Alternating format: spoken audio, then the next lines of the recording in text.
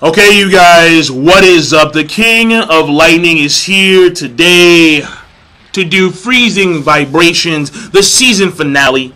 I believe so, because it looks like a season finale. Episode 12-1-2 review.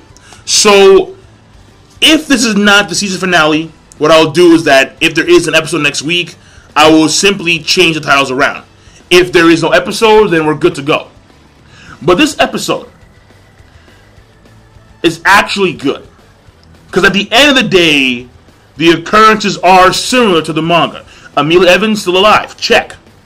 Rattle still alive, check. Even though in the manga, all of the E-Pandora, or at least most of them, are actually still alive. Siobhan Fairchild, dead, check. Titsy, or Ticey, whatever her name is, Titsy. She takes over, or she basically gets Chiffon's will, check. Chiffon leaves love particles over the area, check. Dr. O'Hara is pretty much out, check. So a lot of the occurrences that actually occurred in the manga actually occurred in the anime at the end results. So that was good, because this series so far, it's been left hooks and right hooks all damn day long. Seriously. So, because they've been deviating so hard from the manga in a lot of occurrences, and it's so bothersome. And because of that reason, certain characters, and I'm not going, even though it's the last damn episode, I think, the thing here is that I'm not gonna stop complaining about it, because it's so fucking relevant. So many characters that needed a character development didn't get any, or they got very little in comparison to the manga. Roxanne is a prime example. Dr. O'Hara is a prime example. Holly is an extreme example.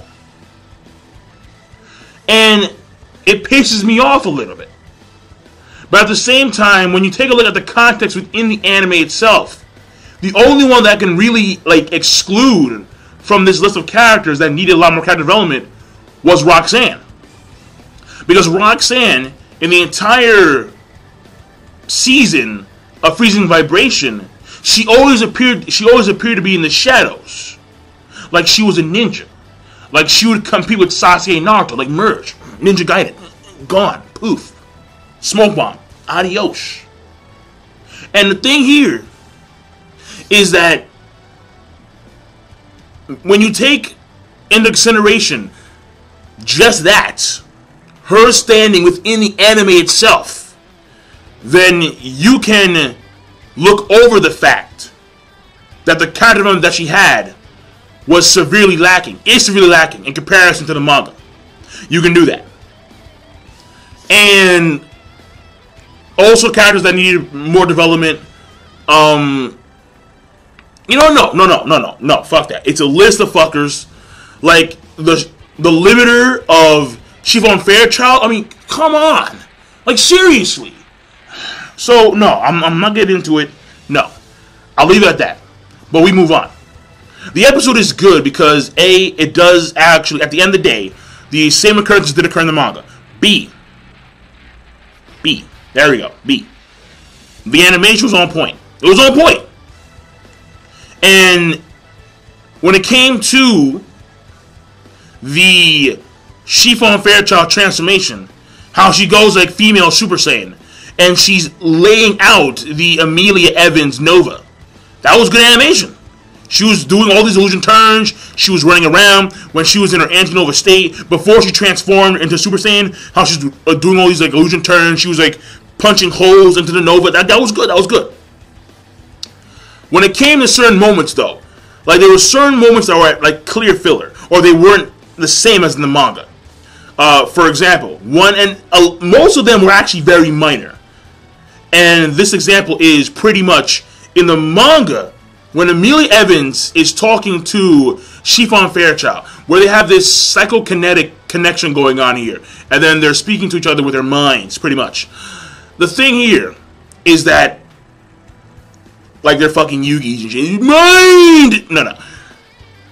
Amelia Evans willingly went into this sphere of self-destruction, like she's a fucking electrode, whatever it's called, Pokemon thing.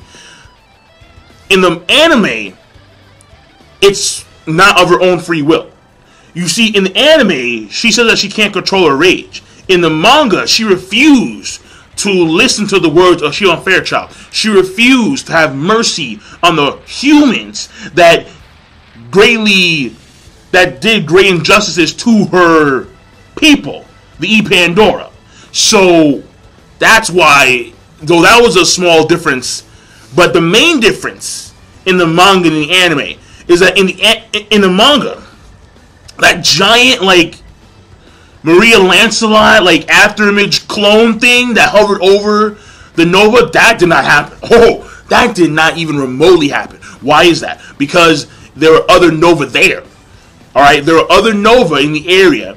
There was an S-class or a Type S, and there was another type, unknown Nova, that were there in the area, that transformed because they resonated with Amelia when she was transforming.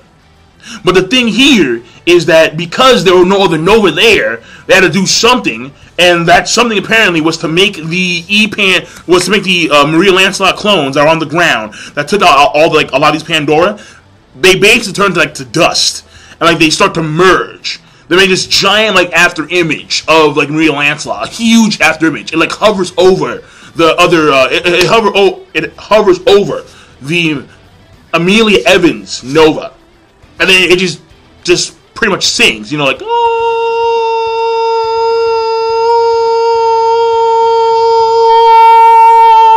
and you're like, dude, whoa! You're like, dude, this did not occur in the manga. But after that, the anime, it was smooth.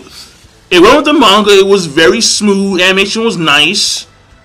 The whole dying thing and how Chiffon like disappears in like the white background pretty much, and she's gone, and then it's like a cannon beam that fires off into space. So like it was very, it was nice and smooth. Like titties covered in oil, smooth. Like real smooth. So it was nice. And that's the reason why I'm going to say it's good. The episode rating is good. The pacing was pretty much, because they did cover, most of the episode was in fact the Chiffon Fairchild and Amelia Evans face off pretty much. And then Chiffon sacrificing her life. Oh, that reminds me, who need more character development too in the arc? Fucking Ao Gengo, the father, the grandpappy of Ao Kazuya. He didn't need more character development. Oh, yes, he did. Yes, he did. He was far more relevant. But no. And because like, there was a scene there in the manga where he says to people in the room, like, leave. I'll take care of this. You guys go to shelter. Leave. Run. Adios. And they're like, no. We're going to stay with you. And he's just like real happy. And, like the little things. But fuck it. Aside from the little things that didn't happen in the manga, and the big things that didn't happen in the manga, aside from the lack of character development, this episode by itself is a good episode. It is. Even though I've been sitting here complaining for like a few minutes about the negatives, and I mentioned the positives sparingly, but still, it has the positives. The positives are good. So, what I can say is I don't know if there's going to be another season. They can make it easy. Oh, you think Freezing's done? It's not done. Freezing isn't done yet. I mean, what happens next in the manga, you're like, bro, like, whoa! You're like, what? No. So, they could really go to another season of Freezing. I just really want them to stick with the fucking manga.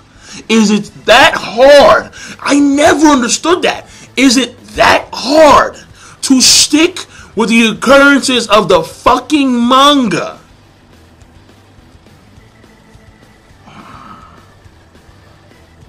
I hated the melding of arcs. That just pissed me off. I'm like, what? Like, why is Lewis here? Like, what the fuck? And Holly, you need so much more character development. Oh, sweet mother of Zeus. Jesus, sweet Indian nipples. It's not even fair with Holly. It's not. Alright. I'm done. So I'm gonna see them. I'm gonna complain for like another 10 minutes if I stay here. I'll be honest. The episode rating is good. All right, and I'm trying to. The reasons why I won one last time, just to because I'm keep on like reiterating myself. But the The animation was good. It did, at the end of the day, have the same sequences of occurrence in the manga. Elizabeth, she's done. She is leaving Chevalier. She's leaving West Genetics. She's taking a break. Again, Chiffon dead. Amelia Evans, she's back to life. Or she's no longer a Pandora. All the stigma is gone from her body. Rattle's still alive. Dr. O'Hara alive but crippled. So the same occurrence did happen, obviously. And at the end of the day, it was pretty well paced. And I'll give it a rating of good. So I'll leave it at that. So King of Lightning. Be sure to, of course, rate the video, comment, and subscribe as always. And I will see you guys later. Peace. Have a nice day.